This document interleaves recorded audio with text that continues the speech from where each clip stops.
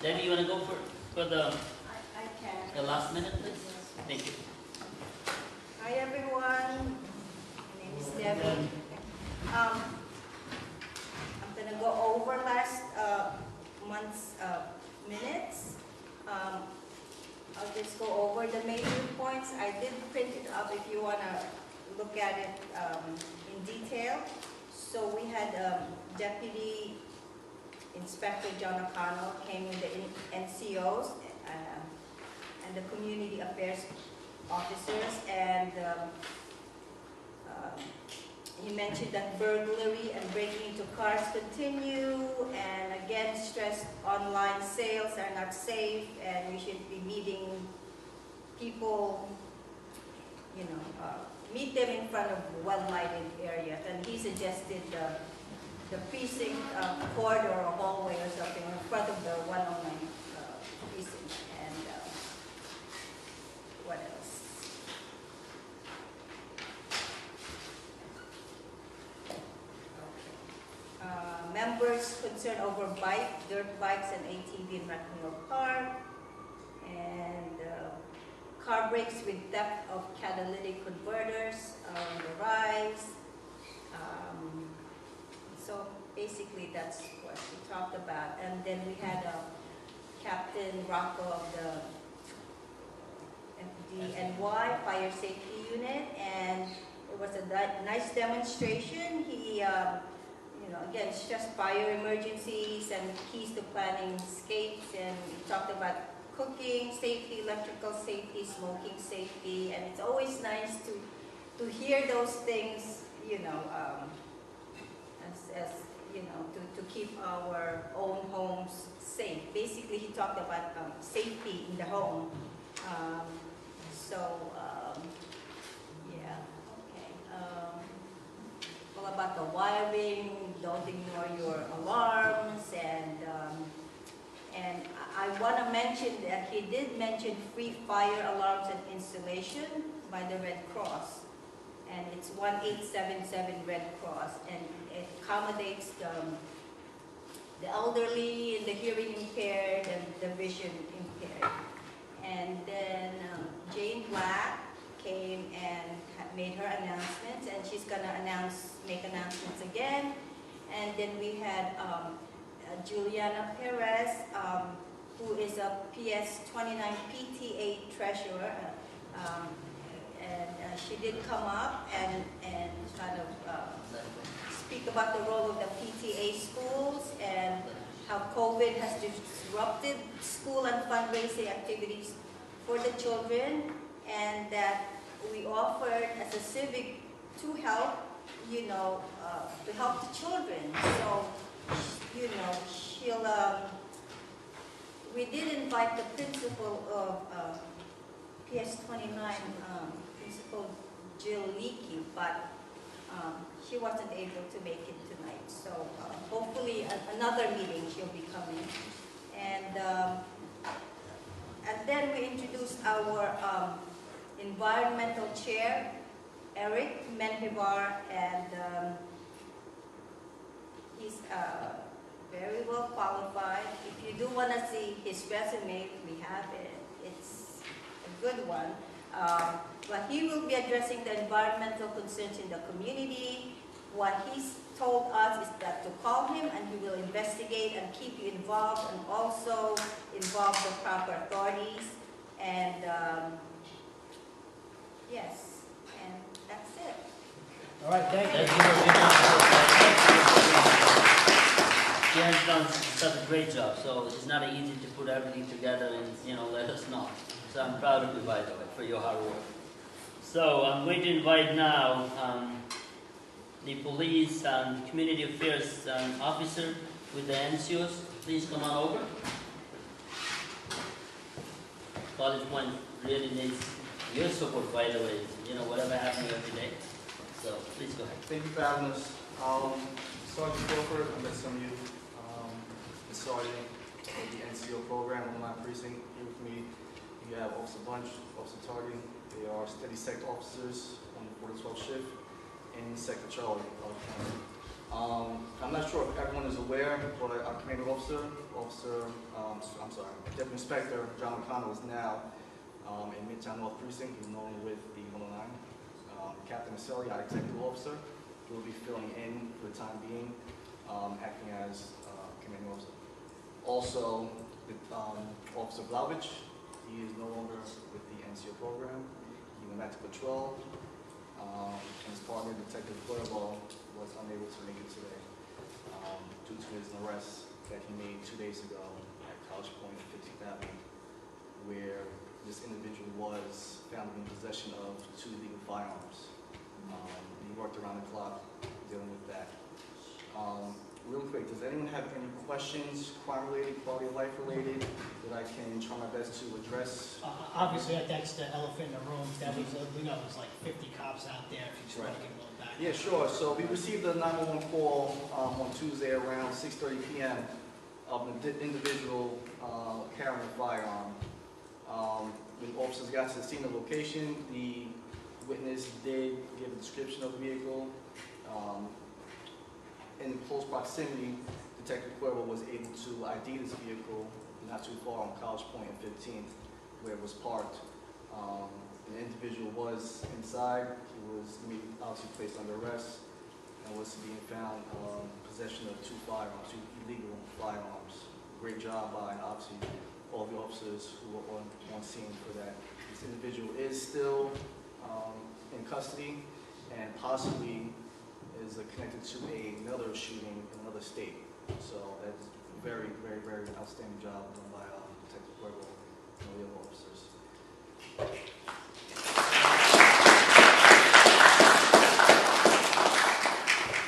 So clearly there's an increase in crime. Within the last 30 days, we have more incidents in College Point. What, if anything, were you doing to address those incidents? So we're trying our best just to show omnipresence, right? That's the best that we possibly can, just to be out there and obviously proactively address these crimes. The NCO program is now shifting gears toward being more proactive and trying to combat these crimes. Right now, we're focusing on the homeless encampments. That's like top priority right now in the city. So we are currently dealing with that. I'm not sure if there are any encampments that you guys have seen in College Point area, but there are a bunch in Sector Adams, Sector Boyd, downtown Flushing. But just to answer your question, we are trying our best with all the manpower that we do have to be proactive in addressing these crimes. We are What do you receiving. mean by proactive? Right? Do you have more people out there, increase, patrols at certain times? What is Well, it we that- are getting 6 new, with the graduating class that's in the academy. We are receiving 6 new officers. I don't think that's enough. We probably need 60 new officers in the online precinct because it's such a large command. But we are approaching individuals, stopping them, asking them questions, just showing presence that we are out there. And that's like the main focus of now the direction of the NCOs, just to be out there. Sure. The robberies that have been going on in the stores, whether they're open or not, do you think it's the same person? Do you have any idea? Well, usually we have, it's a good question. Usually we have recidivists, and it's usually the same individual that are going to these locations, that are committing these larcenies, that are then turning into robberies, right? So how does that happen? So pretty much when you have your caller who sees someone stealing from their location, now they're trying to intervene and try and retain those items back. And then obviously, it gets physical, the employee gets hurt, and then that's how it turns to now a robbery. But yes, to answer your question, usually it's the same individuals that are going in the same locations, and they are removing items from the stores and store shelves. How about, let me ask you a question. How about, do you guys have any cameras fitted in the light? Like, if you would know the date and time, what time it happened? Well, So would you be able to find or, look for something, those people? So the problem is not us actually, finding these individuals. We are finding them, we are arresting them, but they're out the next day, or they're out the same day, before we even get home. They're out back on the street. So we are, it gets tiresome, we are out there doing, the work that needs to be done. We are finding, we are arresting them, but unfortunately, they're not staying behind bars. So as a community, how do we get them from not being released? You have to talk to your local elected officials. That's something that, they would have to change bills and, dress that up in Albany. Our job is just to put them in handcuffs and present them for the judge. That's our job. Couple of questions. How is it possible to get more patrol units patrolling College Point Boulevard? Sure. So what the NCOs do is we usually I try my best to put them in the best spots where we are seeing an uptick in crimes or any quality of life issues going on, and that falls on myself. So obviously I have reports that I run, and I see where are the hot spots, and I try and put them where they need to be in Sector Charlie. But I'm aware of that. I'm aware of all the quality of life, the crime issues along College Point. And so again, I'm tasked with putting them in the right spots at the right time. And also you have, your steady sector officers on patrol as well, who then, we communicate with them as well. And they try their best, to also be there. Because they're chasing the radio, they're answering 911 jobs. So it's kind of difficult to ask them to, really be able to Is it possible, you mentioned the word omnipresence, to go along with that, to get mounted, horseback police? That's something I will have to. Because that presents visibility. Yeah, I would have to. It's interesting, right? That's very interesting. That's something I would have to reach out to Mountie and see if they would, pretty much engage in something like that. But I'm not sure that's their roles, Mountie to just have a presence like that. Because they do that in Manhattan. Right. Right. Manhattan, you have police on bikes, police on motorcycles. Also, you don't see those different things when you go out.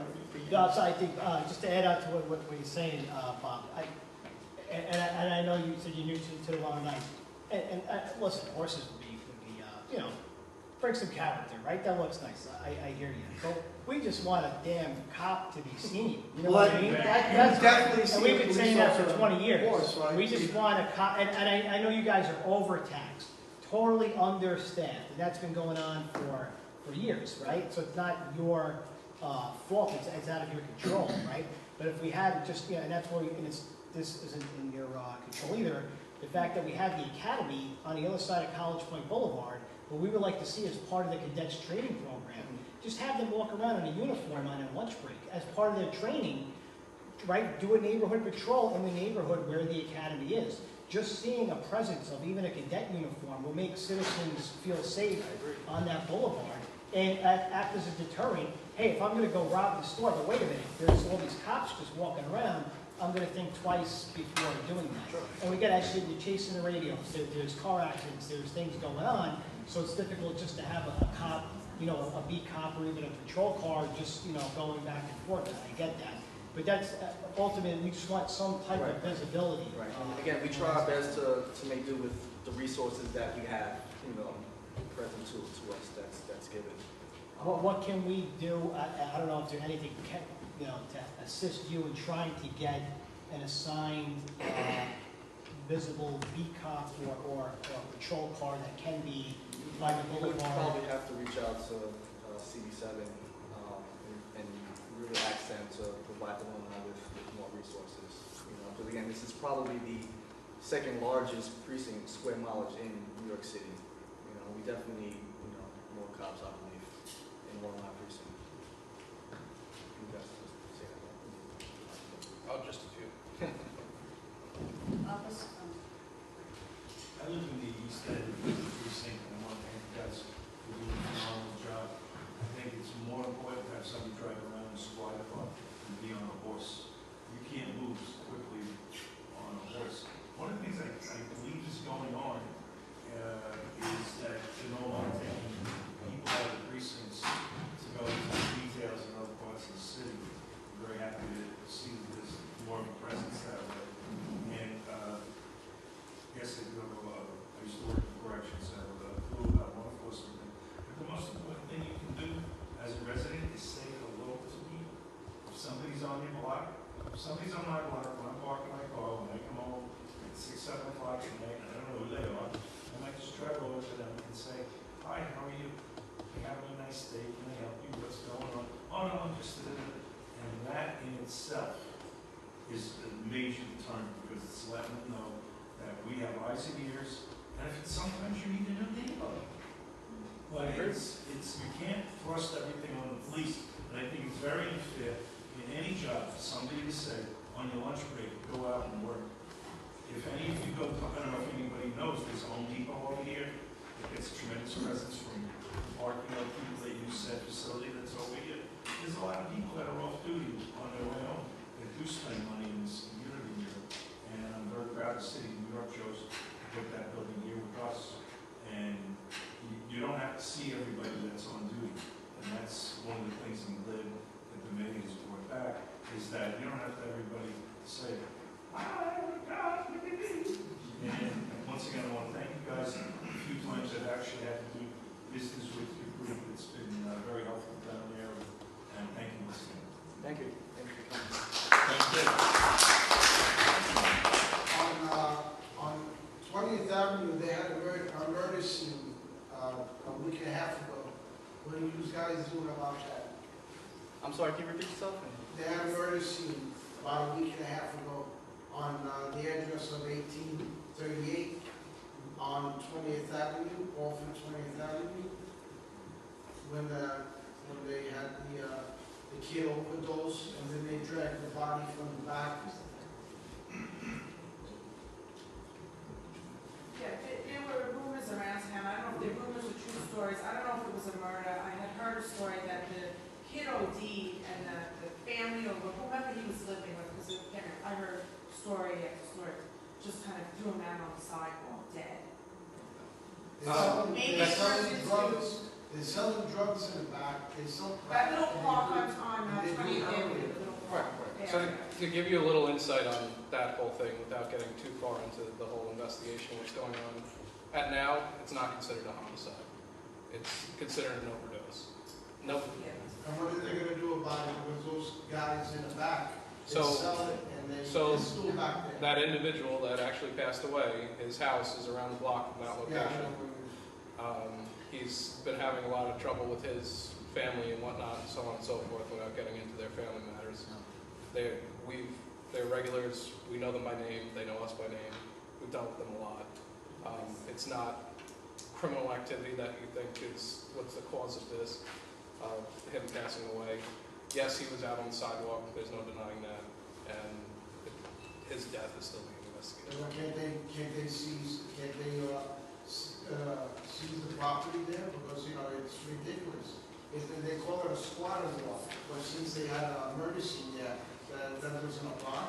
Well, it's not a murder scene, it's a death, we can agree on that, but we don't have a murder or homicide that happened at that location. We have an overdose. And what's gonna happen to those people that's in this? So the city has to go after the owners of the building to figure out what's going on with that. You have your taxpayers here that, you have like a homeowners association that keeps with things. That's what the community does with other decrepit buildings and everything like that. I don't actually know who the owner is. I've responded to that location many times. I've walked that property many times. If there's something to address while we're there, but I can't just barge in the door. But the city should be going there just like Adams is doing now, taking down the tents and all that, and then cleaning up all the property, all the streets. Well, if the Department of Buildings would condemn the building, But yeah. that's acid back there. You get fungus back there, you get all these bacteria. That's, the law, the city should be going there, but nobody's appointing anybody to investigate what's going on back there. So- You can't live like that. We totally agree. The police don't appoint the other department agencies to go there and say, do your job there. We bring it up as concerns when we interact with them. As a community, though, like at these meetings, you can invite the buildings department, you can invite the fire department. All these people can go and do their aspect of that property and do what they need to I do. live next door and I had to move because of that, because all these people calling at 2 o'clock in the morning looking for the dope and everything, and cops ain't doing nothing. Cops There's go around. dozens of locations like this, the eviction moratorium has put me in service. They I try to really have know people how for over $53,000. If you would happen to go to some of the other civic meetings, there is dozens of people in my circumstance. 111 recently had a shooting on 38 and 210. The sad fact of the matter is the Constitution defends the rights of people that were hurt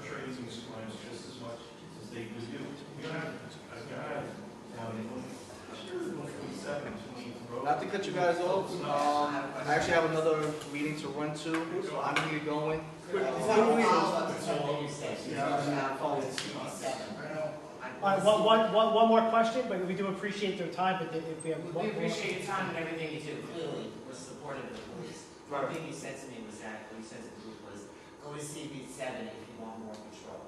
Why, how does CB7 come into what you guys do? Well, because we communicate with Community Board 7, and they have a large voice when it comes to allocating certain, dollars to whatever agency may or may not, need the funds. So they don't Again, allocate to the police department. Well, again, they are in communication with a lot of people who are in play, who can give us the necessary resources that we need. It's much larger, much bigger than, our commanding officer just going to 1PP and saying, yeah, we need 300 more cops. If that was the case, trust me, the 109 precinct would have hundreds of more cops, and it's what we need, right? Because it's a very large command, it's a very large community, right? So there's many factors, in play. But again, like I said, we try our best with what we have, like rest assured. We know that, we're just frustrated, right? I mean, you don't understand, right? Trust me, I get it. Listen, born and raised in Queens, I get it. Trust me. Just to follow up to what I was saying before, I want to clarify that the horse thing is like a prop. You would have one on like one end circulating to like show presence, right? It wouldn't be to solve, it's not going to be mounted Superman and police. Yeah, but we're looking for resolutions. We're not looking for props. Right? But, okay, that's true. But You can something build, to help. we're gonna get the party rides again for the Halloween. What about the Northern Boulevard? Let's go that special strategic unit. Can they help out at all? SRG? Yeah. Again, SRG, they're tasked with 1,000,001 other things. I would love to just, walk down the block and say, listen, I need, supervising and 10 cops right now to go patrol College Point. It doesn't work like that, They get called, to different areas around, New York City, to whether it's look for missings, whether it's go to these last minute pop-up events, these details, they have their own, agenda that they have to really focus on, right? And they're not really a part of patrol, so to speak. All right, I'm gonna get going. Thank you for your time. Thank If anyone you. has any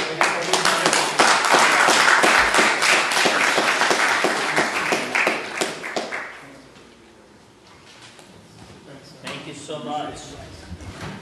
A lot of information we got it, that's really great. I'm going to introduce someone, very young guy, who wants to do something for the community. Mr. Forte, please come on up and introduce yourself. Thank you.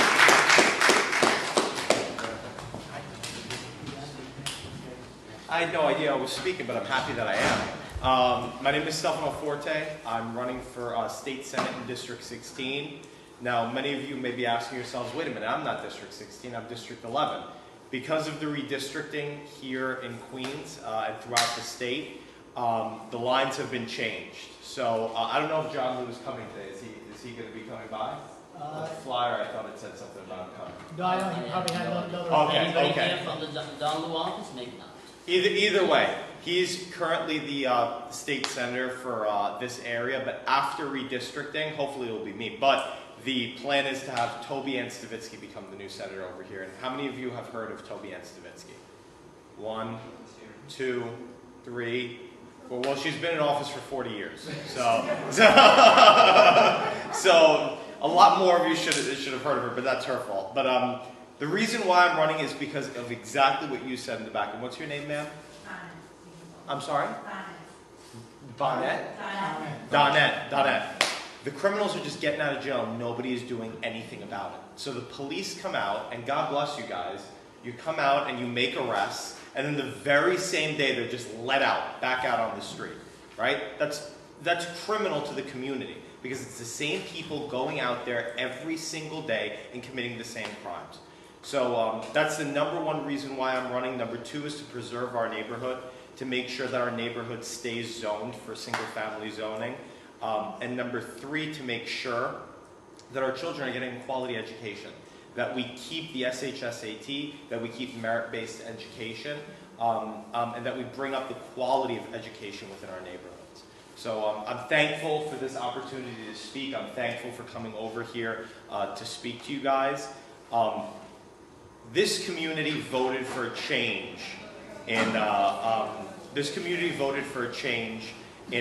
last municipal elections. And we have a great city councilwoman now, Vicky Palladino. Vicky Palladino's people are here today. We have a great city councilwoman now because we came out and we voted for a change. And what we need to do for this election is come out and vote for a change. If we vote for more of the same, then we're going to get more of the same. We're going to get the same people getting thrown back out onto the street. We're going to get the same people trying to get rid of our way of life here in Queens and our quality of life. So thank you. Oh, yeah, absolutely. Thank you. But if there's any questions that I can answer for you guys, I'd love to answer them. Yes, absolutely. A little bit about your background. My background, absolutely. So how old do you guys think I am? 41. How old? 33. 18, 27. If I am lucky enough for you all to elect me in this November's election, I'll be the youngest member of the state senate to ever serve. I'm 24 years old. So my background is I went to St. Francis College for political science. After that, I joined up with Cardinal Financial. It was a company that refinanced houses, and this happened before the pandemic. I also had my own small business. It was a shirt business, so I made like graphic design t-shirts. And then the pandemic happened. And then the events of 2019 and 2020, and the Black Lives Matter riots, and a lot of the things that the spike in crime, the de Blasio, unfortunately, mayoralty. And I realized that nobody's going to come and save us. This community is on our own. And it takes citizen lawmakers like Vicky Palladino, it takes citizen lawmakers like myself to come out and say, you know what? We have to be responsible for our neighborhood. It's not anybody else's fault anymore. It's our fault because we keep electing the same people. So I decided, you know what? I'm going to go and I'm going to run. So that's kind of a brief little overview of my background. But thank you for the question. I appreciate it. Anybody else? Any questions? I would just throw a question at you. You know, being young, right, and being new, and having you're gonna have to work with both sides of the aisle, right? So how are you going to, be inclusive in that regard, right? Because somebody say, oh well, you don't have the experience, or you're young, or having that change, right? You want to be able to be collaborative, right? So what would you say, like your top three? You mentioned crime, but maybe some of those challenges you may face in Albany. Of course. Well, you know, this is something that a lot of, and not you, not your question, but this is a lot of what the other side says about either young people that are trying to run or people that don't really have a lot of experience in politics. Is they say, well, he has no experience, he doesn't have the skills. Utter nonsense. There's no special skill to be a politician. If you want to run, you can run, and I bet you do a good job. If you want to run, I bet you could run, and you do a great job. Same with everybody in this room.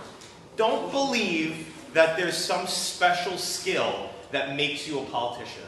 There's no special skill. That's the crazy thing that they don't want us to know. Any one of us in here can be a representative of our community. All we got to do is just go out, knock on doors, and get on the ballot. That's what happened in the beginning of our country. It was citizen lawmakers who decided, you know what, we're tired of living under the yoke of the British, we're going to go and we're going to make our own country. And in terms of collaborating, you know, I'm running as a Republican, and as a Republican in New York, you have to deal with a lot of Democrats, and that's just the way that it is. There's no reason to make enemies. You make inroads, and where you agree, and then you move in that direction, and where you don't agree, then difference of opinions happen. What I would do when I go up to Albany is take a meeting with anybody who would want to take a meeting with me. Let's talk. Let's figure this out. I'm sure that there are some common sense Democrats up in Albany who are sick and tired of the crime too. None in our neighborhood, unfortunately, except for Vicky. She gets it. But a lot of our elected officials have just kind of said, you know what? crime is what it is. We're not going to do anything to solve it. I would take a meeting with anybody who wants to take a meeting with me, and we can discuss how we can make our community better, how we can make our state better.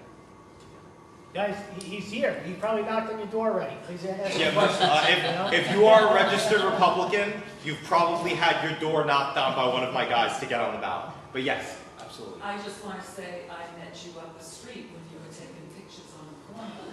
Oh my goodness, for the New York Post. Yes. Oh my God, did you see you're in it? No. You're in the article. No, I didn't see Yes, you're in the article. Beck, I have it. no, hold on. This is, you're gonna text me tonight, and I'm going to send you the article, and I'm going to make sure that you got it. What day was that? I have no, Becky, what day was that? That was last month. I didn't get the post. Please text me tonight, and I'm going to make sure that in the written copy and like the hard copy, it's not there. In the online copy, you and I are laughing on the street corner. I knew, and you looked familiar too. I was like, I know that hair from somewhere. Yes. I was going to say you need to have two qualifications if you want to serve. I think you have them both. One is care, and the second is charisma. Thank you. Thank you. I appreciate that. To be able to stand up and fight, you have to feel, you have to empathize with what's going on, in order to articulate what you want to say. Of course. You need to have that, because not all of us have that.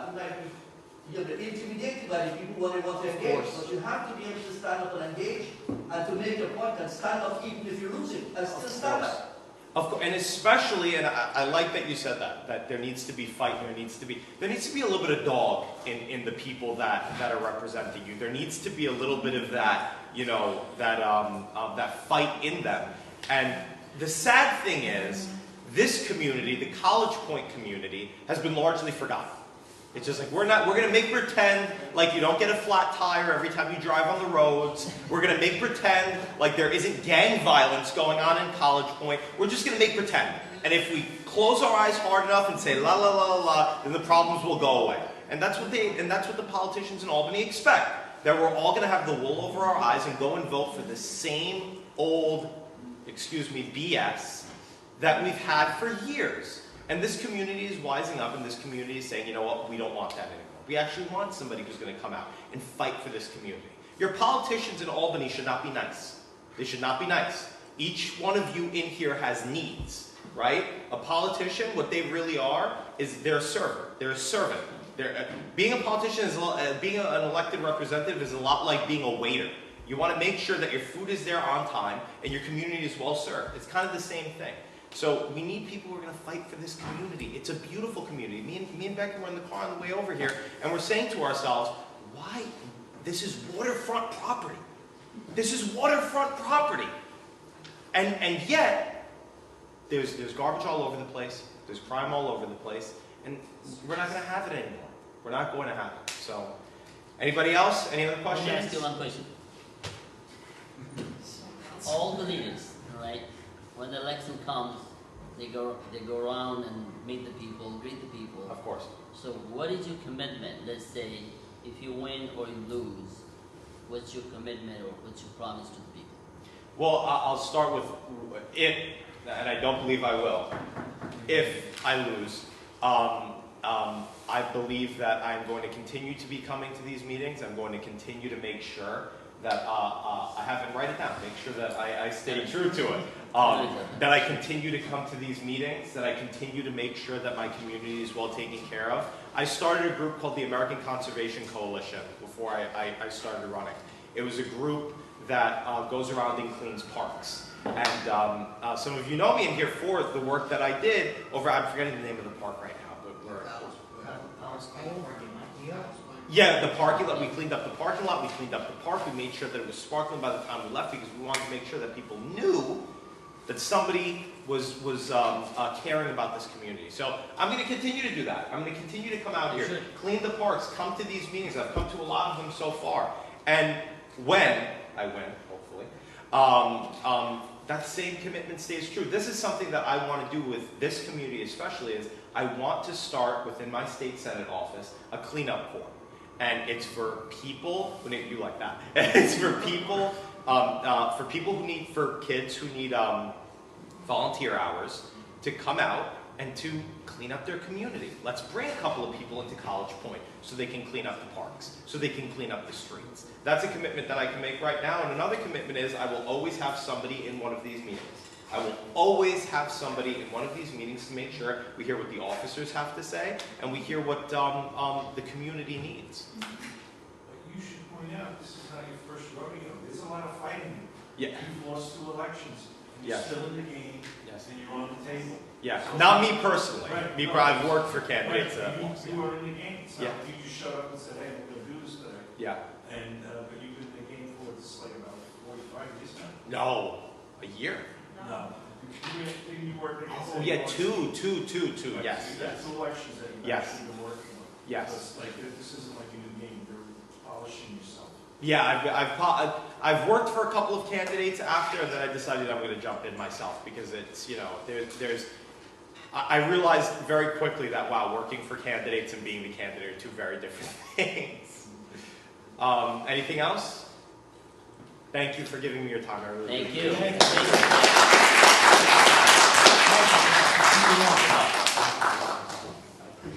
And there are palm cards in the front, so if any of you guys want any more information, please go over, grab a palm card. My email is on the bottom of it. Thank you. Wish you good luck, man. Thank you very much. Work hard, and you never know, right? Now, I'm going to ask Ms. Jane Black from VFW Announcement. Please come on over. Hi, everybody.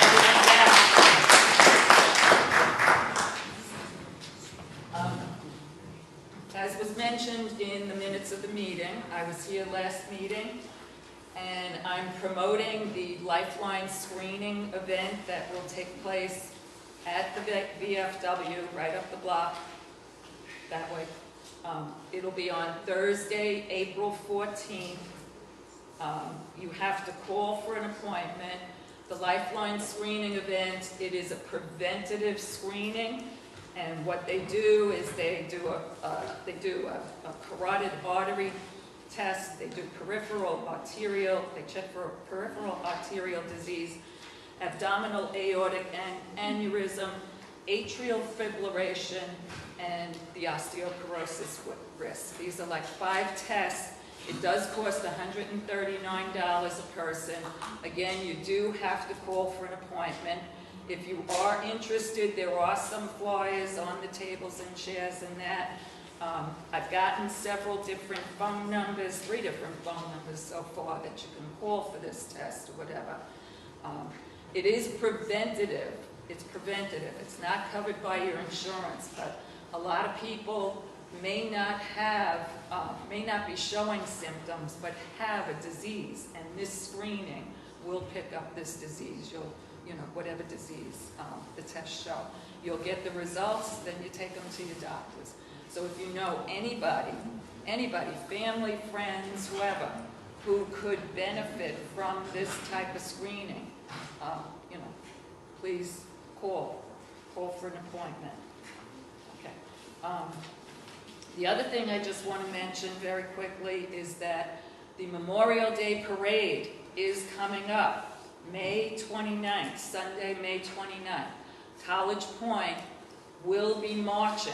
We will have our Memorial Day Parade. Starts promptly at 2 o'clock. The lineup is at 28th Avenue and College Point Boulevard. We march up College Point Boulevard. We do take a little turn down 26th Avenue to go around by the 2 nursing home rehabilitation centers that are there, and then we come back and we march to McNeil Park, all the way down College Point Boulevard to McNeil Park.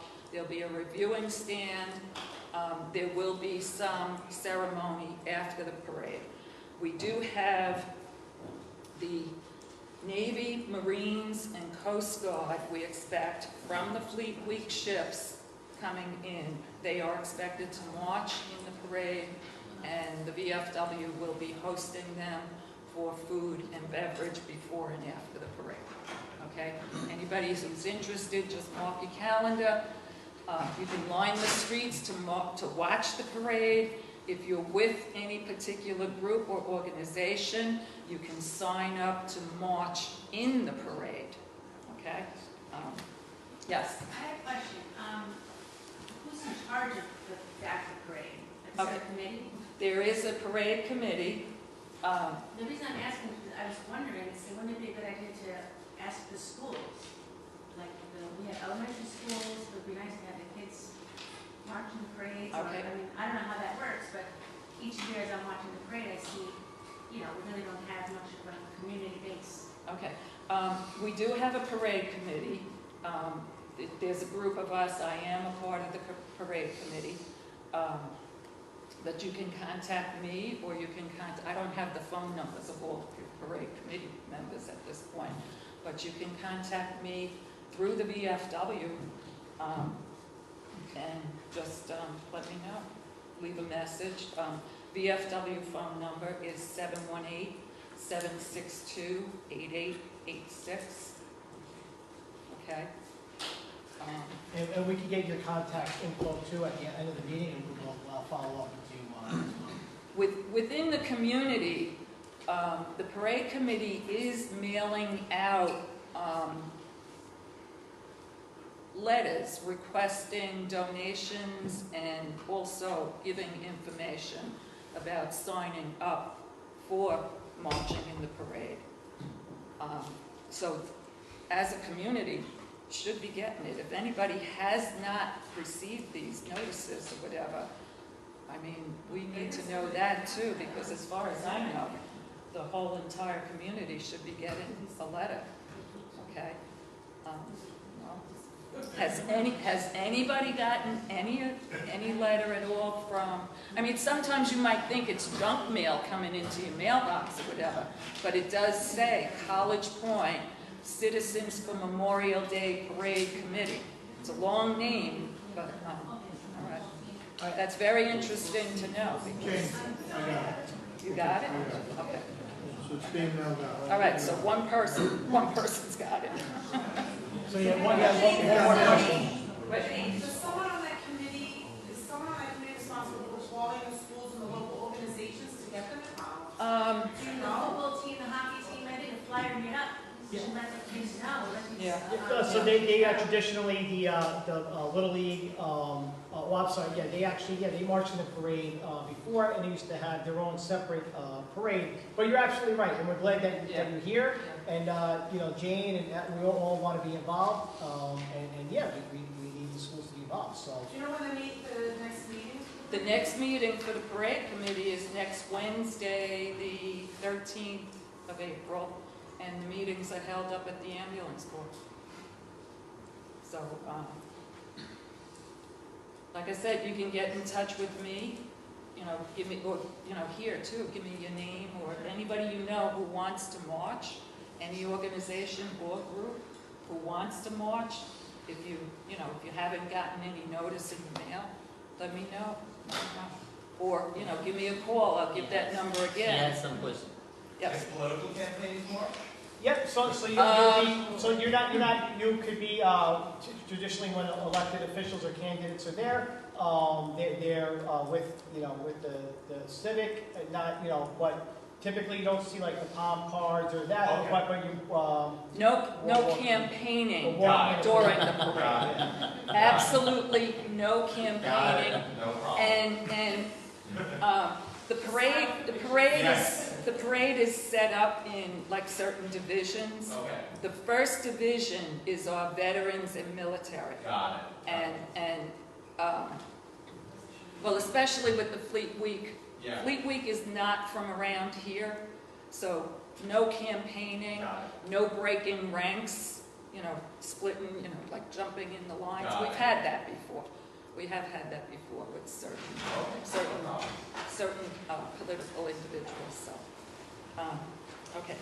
Any other questions? Can I answer anything else? So I want to talk about this lifeline screening that she's helping everybody with.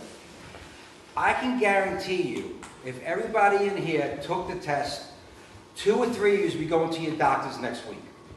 If you have a loved one you care about, somebody you're really thinking about, any health issues you think you might have, or somebody you know, this could be the best, what is it, $150? $139. The best $139 you'll spend in 2022. Okay? I can tell you right now, there's no question that if some people in here, if everybody took these tests, 2 or 3 of you would be going to your doctor because you have an issue. These tests will find things that you normally will have no idea is affecting you. So it's preventative, it'll work. If you have some extra money, or you have somebody you're worried about their health, you care about them, or you want to give a gift, this would be a great gift to give somebody for Easter, Passover, COVID's over. Take your pick, okay? But this will do, this is something you can save a loved one's life for $139. Don't just think about it as, oh, I don't need it. I can guarantee you a few people here will be going to the doctors a week after they take this test. So think about it, and thank you very much for doing it, Jacob. Thank you. One other quick thing is that even though you might have insurance and this is not covered by your insurance, it's kind of like it's preventative. It's preventative, and like Brock just said, 1 or 2 people might find you're not showing symptoms right now. Your doctor will not order you tests like this until you're showing symptoms. So this is, again, preventative. You're not showing any symptoms, but you may have something going on. Thank you, Jenny. Thank you, Jen. Wonderful information. Very creative. I forgot to mention something. Is we have a 50-50 raffle going on in the front desk. Right there, Mr. Brock is there.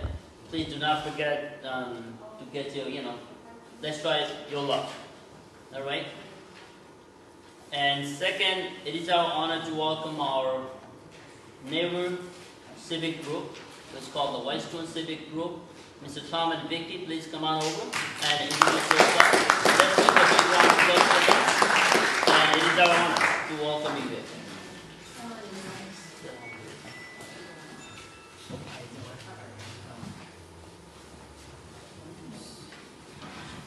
Hello everyone, my name is Elizabeth Ione. I'm representing Vicky Palladino, Councilmember Vicky Palladino. And just an update, I know a lot of you have questions about the roads in College Point, and our Director of Community Affairs, Fernando, is actively working on it. If you guys have any questions, you guys can reach out to the office. We'd be more than happy to help you. So I'm sorry, what's your first name again? Elizabeth. Oh, Elizabeth, okay. So, just to shift gears for a second. So, so she's from our city councilwoman's office, Vicky Palladino, she said. Hopefully she'll be here. If she's not here, someone from your office is here every month. So we'll get to know her. Do you have any cards on you as well? I do. This time? I do. If she could take your private questions or concerns, maybe you have that specific pothole in front of your house or that noisy neighbor, and she'll be glad to follow up with you. So I don't know if you know, there is a new Whitestone Civic Group. We wanted Tom, right? Tom? Tom. Come out and introduce yourself as well. Yeah, please. That's we wanted to say hello and how we can work together. Come on. I know I do all the talking all the time, but come on. Hello, nice to meet you all. My name is Vicky, this is Tom, and we just started, newly formed 2020, the Whitestone Civic Group. And so we'll let Tom tell you a little bit about us. And you could have did it. No, it's all right, but I'll give you a little background about myself. I'm sure you've heard this before, but wait, let me just give my background quick. I've been, like I said, but anyway, going back to Whitestone, back in the day, third generation, my grandparents came to Whitestone in 1952. My parents lived there, aunts, uncles, everyone grew up in the neighborhood, and now I'm there, and my kids are there, so things have changed, and I see a difference through the years, and we want to make a difference. So we formed the group, and hopefully with neighboring communities, we want to do what we can. And now I'll Thank you. Let Thank Tom you. speak.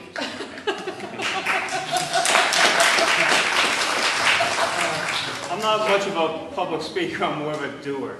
I have a party decorating business I've had for 40 years. It's called Dial a Balloon. We do balloon decorating. That's my thing. And I've always been involved with community events and political events behind the scene. And just recently, Vicki and I decided Whitestone needs representation that's maybe a little bit more interesting, a little fun, a little positive. We have a couple of civic groups, I won't mention their names, but I'm not really big fans of them because they're not my kind of thing. We're a little out of the box. I thought I was talking. Okay, we're a little out of the box. We're not your ordinary civic group. You had your Okay, say, okay. now it's my turn. I say we're just fun, we're happy, we're fun, happy people. We want to do really nice things for the community. And what Stefano said earlier is really important. Anybody can do this. Shh. IT. Anybody can. Anybody can get involved with politics. You can start a civic group. Everyone in this room tonight can start your own civic group in your own. You can have 20 on the same block. People need to get involved. All right, a few. But anyway, but people need to get involved. They need to do things for the community. They need to take action when they see something happening, like George was saying earlier. If you see something happening outside, don't expect someone else to do it, or call the gentleman over here. They'll come right away. I use this story that there could be a building burning on the corner, and everyone goes out to see the flames. Flames are getting higher, and the building is now enveloped in flames. Everyone's looking at each other and saying, "How come the firemen aren't here? Did you call? No. Did you? No." And that's how it happened. We need to. I mean, just everyone being in here tonight is positive. You want to get involved with your community, and that's what we just decided in January. We said we want to do something. We want to start our own civic group, and it's called the Whitestone Civic Group. And I have some business cards if you want to see. All our friends here in the College Point Taxpayer Association have been very helpful and welcoming, and in a sense, our mentors. Yes. And we've had a lot of positive feedback, and we're getting a lot of support. And we appreciate it. We just had our launch party at Birdie's a couple weeks ago, and you know, folks were there, and 109 Precinct, and our buddy Stefano was there also, and I don't know, we're humbled by the support that we have, and our plan is to do a nice job, and also work with the College Point and whoever else wants to be involved with what we're doing. And enough of that, I know everybody wants to get home, so thank you for listening. And thank you, we'll everybody. see you all Nice soon. to meet you all. Thank you.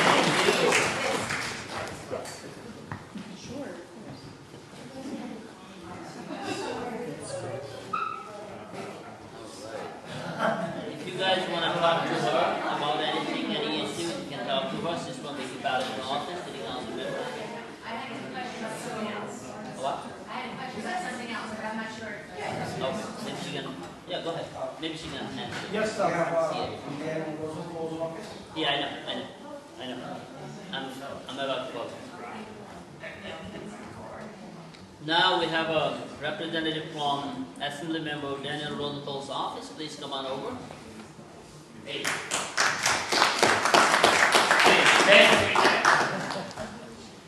Hey, my name's Ricky. I've been with Dan for about 3 years. I'm his newly minted chief of staff, and it's been a little bit of a baptism by fire. So I'd like to reintroduce myself to folks who haven't met me yet. On a personal note, I'd like to thank the VFW because I am a volunteer legionnaire. She's not paying attention, and I know how hard it is to keep these veteran organizations together. So a few things. Looks like the budget is going to be wrapping up tonight or tomorrow. Major changes to public safety, which has been super important up here and around the district. Dan was one of the only 2 Democratic Assembly members in Queens to vote against the budget when they tried to push the ballot reform in that. We've been preaching judicial review since it happened. Looks like that's going to happen as well. Looks like it's going to be a gas tax holiday as well from June 1st to the end of the year, saving about 16 cents a gallon. Other than that, it's really had the highlights on the budget. A few upcoming events. I'd like to thank the folks that did come here for a paper shredding event. I know Vicki and Tom stopped by and said hi during the shredding event. People came with bags, suitcases, lunch boxes full of paper. Successfully got 4,000 pounds of paper shredded, sensitive documents, and off to be recycled in the proper place. We're going to be doing another one. It's more our neck of the woods by the LIE. If you guys are interested in shredding, I will get you that flyer. I'll leave some cards around, some phone numbers in the back. But we will be having another shredding event on June 12th. Another upcoming event, as you guys are doing some spring cleaning, we're doing on Sunday, April 10th. I have flyers in the back as well. We're doing electronic waste. It is illegal to put electronic waste in your garbage. Sanitation will hit you with a $100 fine. So if you have stuff to get rid of, you can come down and see us for that. Where is that? I got flyers back here. It's going to be Young Israel Kew Garden Hills. So they come with skids. You just put your stuff on, they wrap it up. It's a lower east side of College Center. They do great work all around the city. Yeah, that's all I had. So thank you all very much, and looking forward to seeing you. I don't think you speak to it, but you mentioned, is there anything, right, like enough is enough, right? Is there anything going on with this, and the police are still here with the bail reform law? Is there a possibility of hope that we can be safe and right, in our own communities throughout the state? Is that Well, discussion now? yeah, I mean, they're putting changes in now, and that's, I think, what's been the holdup with the different kind of parts of the conference. Adding more things that would make people held on bail is being added. I don't know what specifically they are. The big thing is judicial review, which, as you guys know a little bit, pretty much any other state that had put forms of bail reform through has some sort of judicial review. The big cry was, hey, judges see color too, or this, that, or third, but I mean, the bench in New York has drastically changed over the years. So, I mean, but it looks like that is going to be part of the budget. I'll read an article on the way over here, and it's supposed to be assembly member, so it looks like that is going to be part of it. So, short answer, yes. We hope so. To Parrott, the assembly member, he was saying since day one, the pendulum's going to swing back, and people are going to realize that it's a little bit most malpractice not to be willing to identify something or change something that obviously isn't going well. So yeah, short answer, hopefully those changes will help the public safety piece. Anything else? Thank you for coming out. Yes, I did presentation. Hey, Eric. Eric, you have your... Yes? You have it, right? Okay. Let me introduce someone from our board, Mr. Harry. He's going to have a wonderful presentation. So I'm not going to disclose anything. He's going to do it because I don't want to do this part. So, all right? Go ahead. But I also want to include Navaraj and Andrew in the open discussion after the presentation. And basically it will be about the College Point bus network redesign. All right.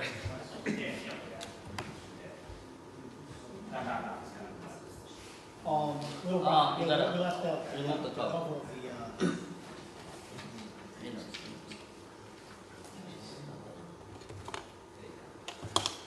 Alright, so just to give you an overview of what has happened in the last few years, well, in April of 2019, the MTA wanted to redesign the entire bus system in Queens. They went through the process of interviewing people, outreach, that sort of thing, and they came up with a plan for it. Unfortunately, a lot of people did not like that plan, so they were trying to do more public outreach. The pandemic hit, and that came to a halt. So then a few months ago, they were able to restart it and come up with a new plan. You can imagine how the plan was received by a lot of people. And today I'm going to go route by route what College Point is facing with this redesign. Next slide. So this is the bus map for today, and you have 5 different routes specifically within the confines of College Point. You have Q65, Q25, Q28, Q20P, and the 76. And basically, with all of these routes, these have been in existence for a very long time. Next slide. And this is the change.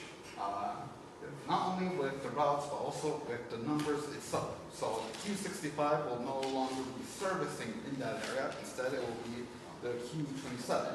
But there is something familiar, and that is Q25. Next slide. So here's the Q25 today, basically going from College Point down to Jamaica. And basically it has been a straight route. Next slide. The new route is going from Flushing to Springfield Gardens. Springfield Gardens is south of Jamaica. So they're moving the route south at the cost of College Point. So basically they're improving the route at our expense. Next slide. Right there. That's us. That's our little section of the Q25.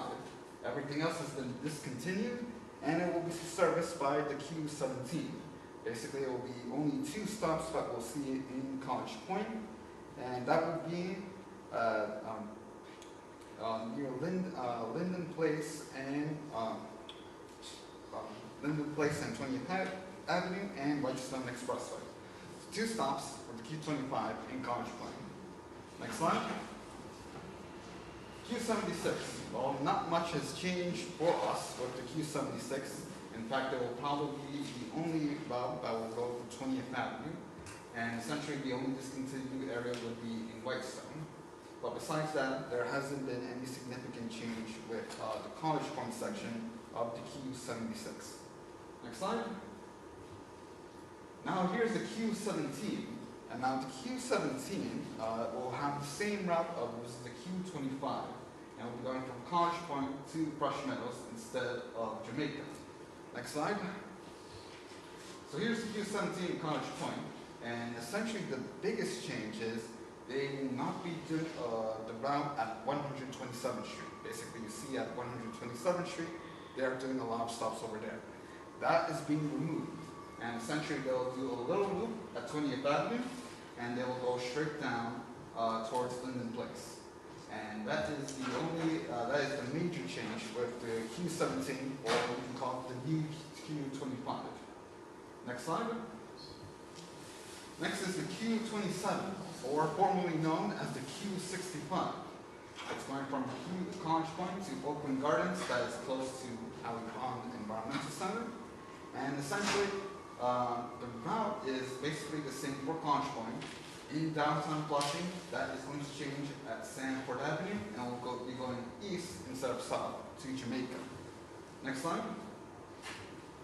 In the Q27 College Point, everything is pretty much the same, except a few stops on the southbound loop that goes on this street, on this avenue. And essentially, 2 stops are being moved at College Point Boulevard. That is on 23rd Avenue and 123rd Street.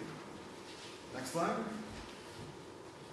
Next is the Q31, which is replacing the Q20B. Q28 is being removed entirely. So basically, there is no other bus leaving from College Point Boulevard and 20th Avenue. So instead, Q31 will be going from 14th Avenue, following similarly to the route of the Q20B. And that will be going down to Jamaica Avenue. Next slide. And here's what's on the cutting floor. Basically, Q25 in our area is being cut. Q28 is being removed entirely. Stops on the Q17 are also known as the Q25, are all these stops on 119th Street, 127th Street, and then finally towards Linden Place and Whitestone Expressway. Q27 are also known as, or we should be considering it as the new Q65, northbound loop, 14th Avenue and 115th Street. The stop over there, that is being removed.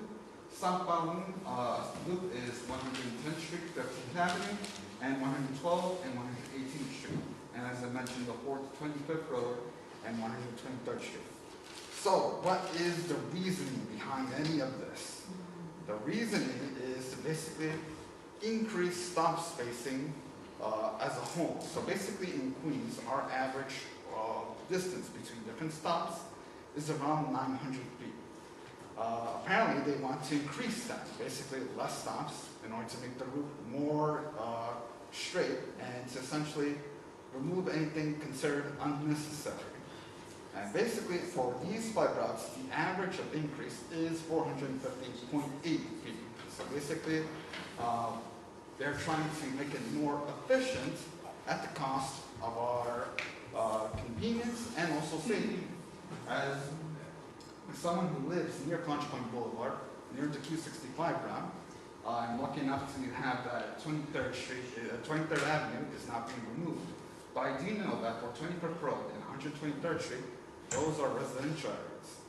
It is no secret, but crime is increasing. So apparently the city wants to rectify this by having people walk home at a longer distance. I don't know why, but essentially that is the issue. That is the issue at hand, number one issue.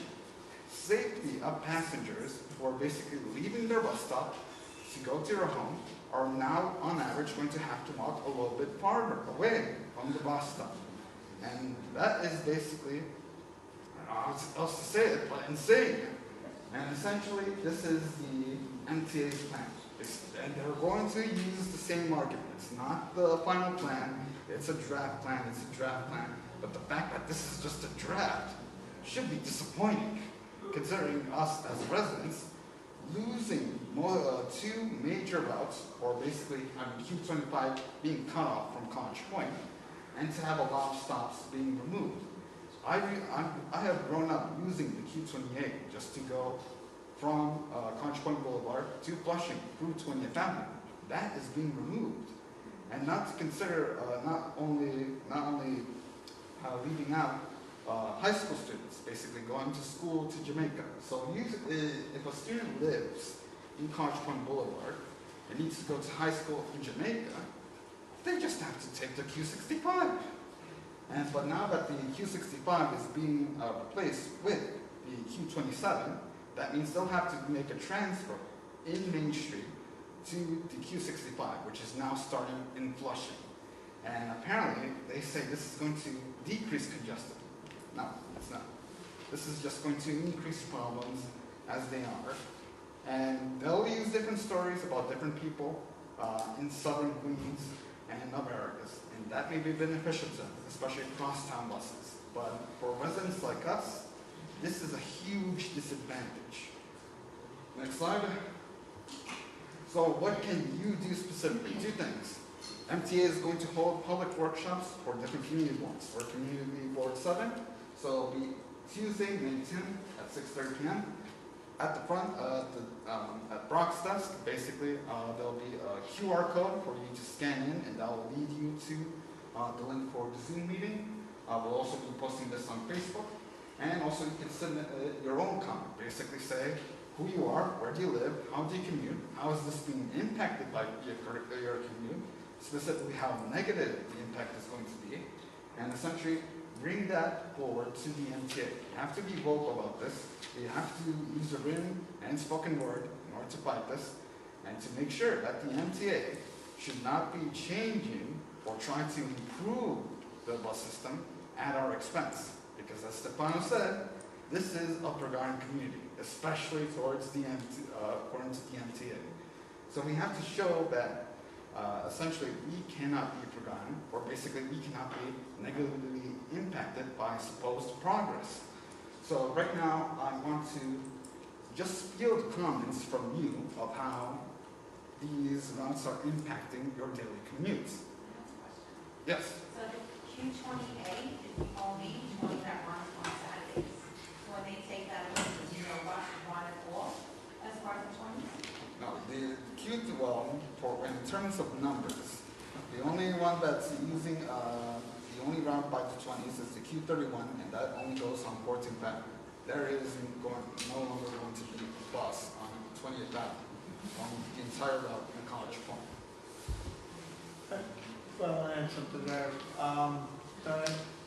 Somebody brought that up at the Zoom meeting. I was on there also, and they said they're going to rethink that because somebody brought up the point that you take the 28 from the boulevard across to the 20th Avenue Shopping Center, and now they won't be able to. So they're gonna work on rethinking that. Somebody brought it up, but we have to be aware. That's why this Zoom meeting on May 10th is important. Yeah, no, because now my daughter's got to take 5 buses to school, which is kind of ridiculous. Yep, yep. I live over by where the 31 currently ends. So from this distance, looking at the map, it's gonna go up to 20th Avenue and come straight across to 20th Avenue. Yes. I don't know why I'm for a bus. The loop of 76 going up to the Whitestone Shopping Center is going to be discontinued. Yes, that is being discontinued. The biggest brawl I've seen in the meeting was, I don't know if any of you, the last time they had this meeting like this was at the Green Services Center. It was total anarchy. They could not believe how many people showed up and were upset. This was just before the pandemic. Yes. And there's a lot of people, including myself, that's enough. But you gotta go to the meeting. They're doing the Zoom thing because they're afraid of it. Exactly, exactly. And then in 2020, right before the pandemic, there was issues right here. They were considering removing Q25, as they're actually doing right now with the new draft plan, and essentially taking out stops in on the Q65, especially on 14th Avenue. And people were ready to protest this, watching the pandemic hit. And now they've made this even worse with the new plan that they have. Yep. Are these draft plans available on the MTA website? Yes, there is a 515-page document basically listing all the different maps. All the maps I've shown you today come from that very large document. And essentially you can see route by route and stop by stop. They'll list every single stop that they're keeping, removing, and adding. So basically this is public knowledge.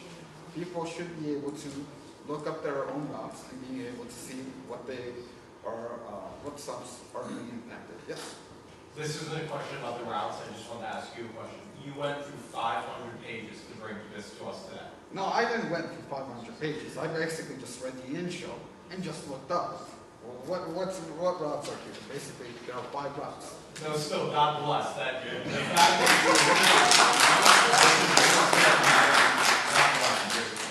So basically, any one of you can basically access the document and simply look up the route that you are used to using. But you have to read the map very carefully because honestly, numbers are being changed, and you have to know which route is replacing the other, even though they don't want to fully admit it. They're just cutting down some and enlarging the numbers. Wait, so did you have to like cross-reference from like the maps in order to figure out what they were? They don't even make it clear. They just. Basically, you have to go to the interactive map. So I zoomed in into Gotch Point and I saw 5 routes. 5 routes. Basically, I listed the numbers, every single one of them, and then remind myself, okay, Q27, it's the Q65 now. It's the Q65 now. Okay, what is being impacted there? All right, 2 stops on the main route, and then on the southbound one, it's going to be 3 stops. So it's going to take a little bit of mental work in order to actually figure out what's happening to our bus routes. That's the issue. The last page of the presentation on the website so that people don't have to just go look. This is what's being captured. Yeah, so we're planning to share the link on Facebook because we can't upload the 515 pages. No, just your last page, which shows the changes that are coming out. Oh, okay, yes, the 5 But before everyone has to go through 550 pages. Exactly. How about, can we invite anyone from the MTA to respond, maybe? There was an important Zoom meeting that I attended also when he attended. They showed a lot of these maps on there. But it's very important that when you go on this, you're not reading all these pages too. There's an interactive map called a remix map. They keep mentioning that, and it is important. They want us to go on there to provide comments on the specific location where there should be a stop if there isn't now on their plan. Everybody needs to put in their comments on there if they're eliminating your stop. So let's say you're on 9th Avenue and 127th where the Q25 was, but now it's Q17 and they're eliminating that stop. You need to put your comment on there. to keep that stop. The good news is that they were gonna eliminate the Q25 entirely, like Eric was saying, and just have us all walk the College Point Boulevard. So at least now we have a 17 with some stops, and it goes to Main Street where we can catch a subway or transfer. They claim they're doing all these changes to make it faster, and to, like Eric said, eliminate congestion. I don't know, but you know, it is important to go on that remix map and put any comments on there. They're actually encouraging it. They said, please go on to the remix map and put your comments on there. Yes. Love to link up with you after this to get your notes on this. The MTA government rep did reach out to us asking for feedback. I said, release it to a public person, we'll get feedback. If you remember, we had that forum here too, about 300 people a day before the whole world shut down. Correct. So coming from both ends, you know, submit them there, submit them to us. We've got one person with all this to have them ready I know the balls will be coming in as well. So if we get from both ends, there's two avenues, we can possibly look for resolutions if this is not going to make sure College Point is left out. So please call us with that as well. The key to all of this is information. The MTA is encouraging us to be informed, especially when we make our complaints. So essentially, you have to do the work of knowing what's your route, what's your commute, finding out what specifically is being impacted, and tell them that, because obviously they are not capable of doing that on their own, because they don't live here. So an informed public will be able to cause change specifically with this plan and how it impacts us directly. So does anyone have any other questions or any other clarifying information? Yep. On 14th Avenue and 119th Street, I saw a sign said bus stop. So are they changing from 14th Road to 14th Avenue? Like, what was that stop? They have a long time ago. So that's where the bus stop is now? Yeah, that's the new 365 stop. Oh, I guess it's in the sign. So it's not on 14th Road, it's not on. To go out to College Point? Yes. Because they were doing construction, so it was a temporary site. Yeah, yes. So to get it off College Point, it was right here, 15th Avenue. Coming in, it's 14. Anybody, any questions? Anyone? We will do that. So we're keeping, so on the back, you'll see the link to the Zoom meeting. The meeting ID is also going to be there, so take a picture of that. We'll also have the web address for the MTA's comment line. Basically, submit your complaints and any other information that relates to the new bus route.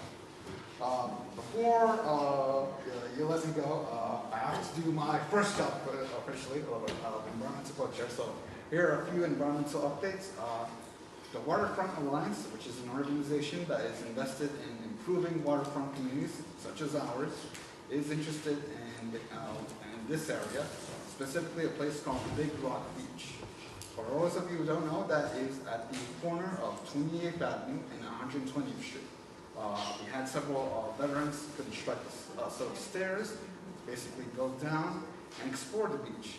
And you're free to do so as well. And they're also interested in knowing what you want from the beach, either regarding to safety, recreation, and amenities at that beach.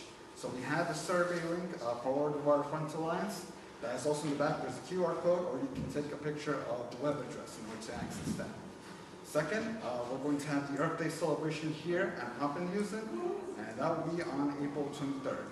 And as always, keep posted on Facebook about any other future environmental events. And Stefano, we'll talk later about yes, the we will.